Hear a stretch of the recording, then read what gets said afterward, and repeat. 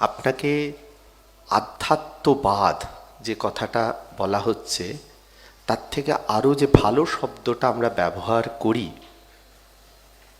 আধ্যাত্মবোধ। এই বাদ শব্দটা সাধারণভাবে আমরা ওয়েস্টার্ন ফিলসফি থেকে পেয়েছি বলে আমরা বাদটা সর্বত্র ব্যবহার করি। আমাদের ভারতবর্ষের দর্শনে বাদ শব্দ নেই, বোধ শব্দ আছে। দেখবেন বাড়িতে বাবা মা কি বলে, তোর বোধ বুদ্ধি নেই, আর তার সঙ্গে একটা কি বলে, বুদ্ধি শুদ্ধি নেই। রোজ ব্যবহার করি শব্দগুলো, কেন? শুদ্ধ বুদ্ধি নেই, বুদ্ধি শুদ্ধি নেই কথাটার অর্থ হচ্ছে তোমার শুদ্ধ বুদ্ধি নেই।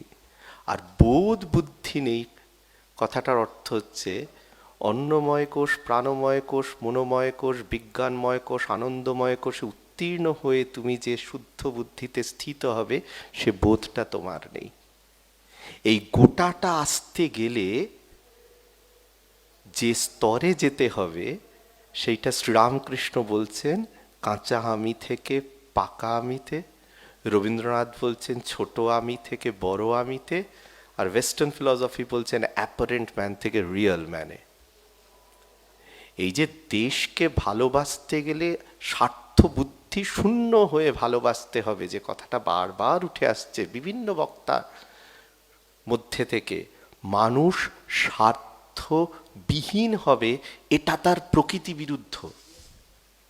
ওই শ্রী শ্রী মা বলতেন না, জলের ধারা নিচের দিকে যায়। আধ্যাত্ম বোধ যখন আসে, জল নিচের দিকে যায়, সূর্যের আলো পড়লে ওপর দিকে যায়। সেরকম মানুষের জীবনটা হয় সে অর্থবুদ্ধিতে, নয় সে স্বার্থবুদ্ধিতে, নয় সে কারুর অর্থবুদ্ধি স্বার্থবুদ্ধি নেই, খ্যাতি আছে, প্রতি লোভ আছে, নামের প্রতি লোভ আছে, যশের প্রতি লোভ আছে। তো এইগুলো থেকে বেরোতে গেলে 3 হাতের মধ্যে সে বাঁধা পড়ে আছে। সেখান থেকে তাকে বার করতে যদি হয়, তাহলে ওই আধ্যাত্ম বোধটুকু দরকার। এই আধ্যাত্ম বোধটুকু যদি দিতে হয়, এই ছোট আমি থেকে বড় আমিতে যেতে হয়, তাহলে প্রথম দেখবেন যে ডিফারেন্সটা নলেজ আর উইজডমে। একটা কথা হচ্ছে না যে মেধাযুক্ত, বুদ্ধিযুক্ত, পাণ্ডিত্যযুক্ত লোক হলেই সে যে বিরাট ভালো মানুষ হবে, হবে না। কেন?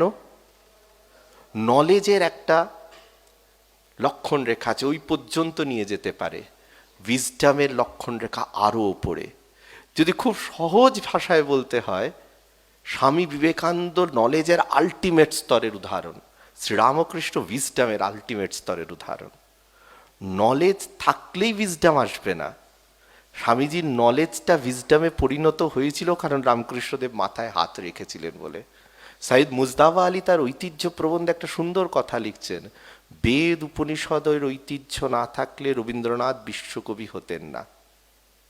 পূজা, প্রেম, প্রকৃতি, আনুষ্ঠানিক বিচিত্রা, তার সমস্ত গানের মধ্যে সবচেয়ে বেশি লেখা আছে পূজা পর্যায়ে।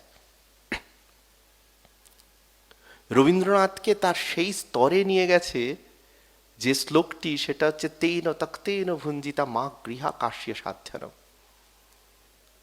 আবার আপনার সেই ঐতিহ্য প্রবন্ধে সাইদ মুস্তাফা আলী লিখছেন যে শ্রীরামকৃষ্ণের ধ্যান ঐশ্বর্য না পেলে স্বামীজি বিশ্বজনকে মোহিত করতে পারতেন না।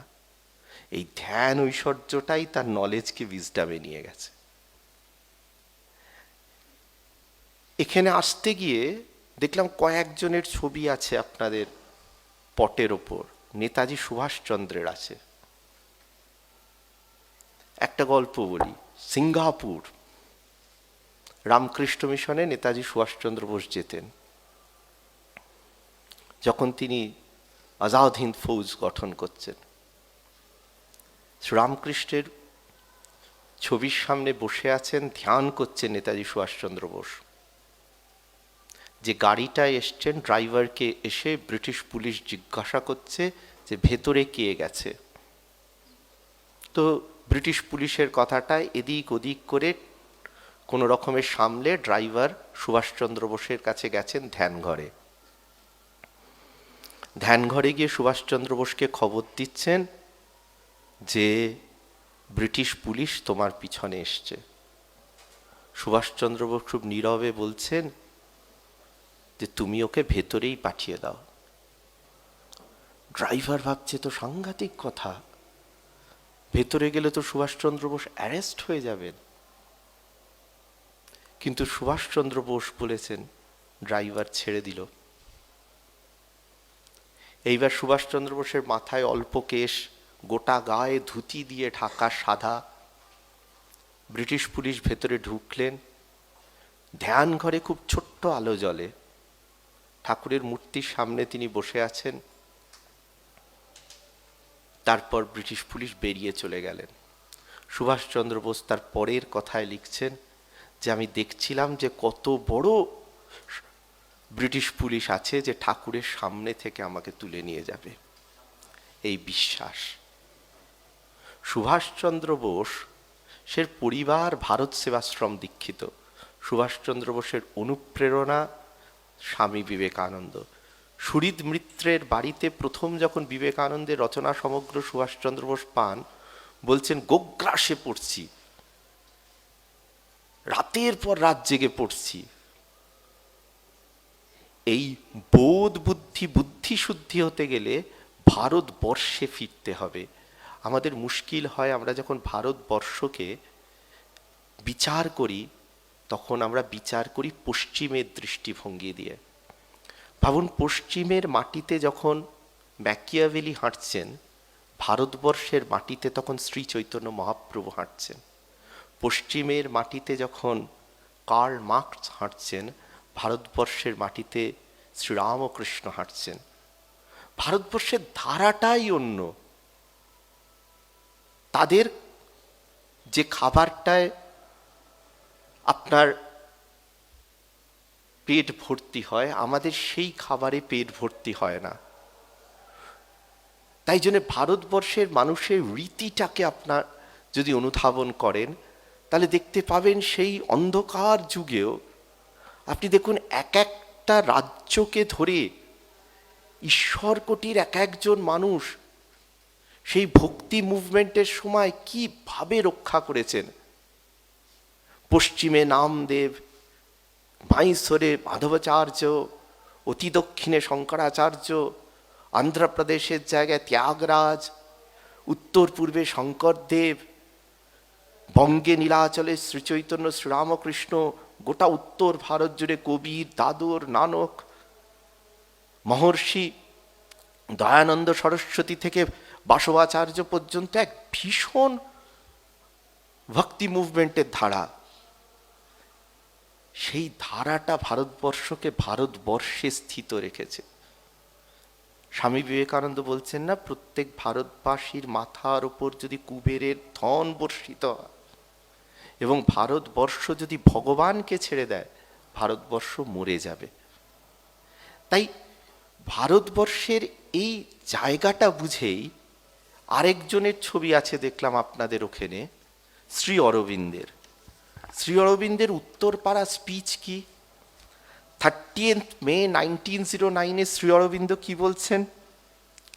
I say no longer that nationalism is a creed, a religion, a faith. I say that Sanatan Dharma, which for us is nationalism, the Hindu nation was born with Sanatan Dharma. With it, it moves, with it, it grows. দেখবেন sister Nivedita Bharat মাতার এক ছবি আঁকিয়েছিলেন অবন ঠাকুরকে দিয়ে। গৈরিক শাড়ি পরিবৃতা ভারত মাতা, প্রথম সেটাই কিন্তু ভারত মাতার ছবি। তার চতুর হস্ত, আড়াআড়ি দেখবেন এক হস্তে বেদ আর এক হস্তে জপমালা, আবার আড়াআড়ি এক হস্তে ধানের শীষ, আরেক হস্তে বস্ত্র, দুটো আড়াআড়ি। আবার এই আড়াআড়িতে দেখবেন তলার হাতে জপমালা, ওপরের হাতে বেদ। জপমালা হচ্ছে বোধের প্রতীক, বেদ হচ্ছে বিদ্যার প্রতীক। বোধ যুক্ত বেদ, বেদটা আপনি বুঝতে পারবেন, বোধটায় উত্তীর্ণ হলে বোধটা দেবে আপনার সংস্কার। তাই আধ্যাত্ম বোধে উত্তীর্ণ হতে গেলে ভারত বলয় এটাকে ভাবতে হবে। এই কালচারাল ন্যাশনালিজম যে কথাটা আসে,